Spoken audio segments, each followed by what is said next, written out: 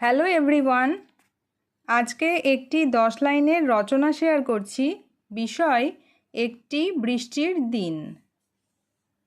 একটি বৃষ্টির দিন প্রকৃতিতে অত্যন্ত মনোরম ও শান্ত পরিবেশ নিয়ে আসে।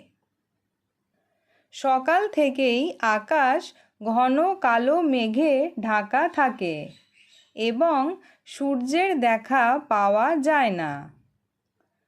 ঝমঝম শব্দে যখন বৃষ্টি নামে তখন চারদিকের ধুলোবালি ধুয়ে প্রকৃতি পরিষ্কার হয়ে যায়।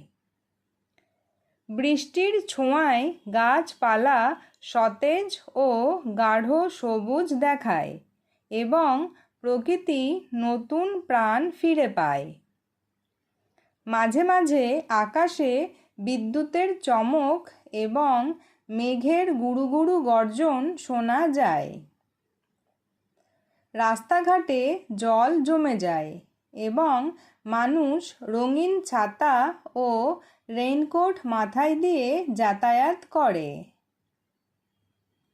স্কুল বা কাজের তাড়া না থাকলে বৃষ্টির দিনে জানলার ধারে বসে বৃষ্টি দেখতে খুব ভালো লাগে।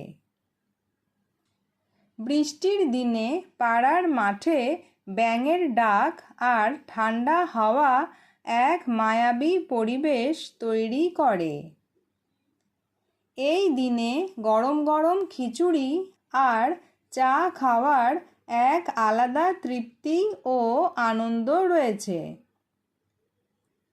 সব মিলিয়ে একটি বৃষ্টির দিন আমাদের যান্ত্রিক জীবনে প্রশান্তি এবং অপার আনন্দ নিয়ে আসে।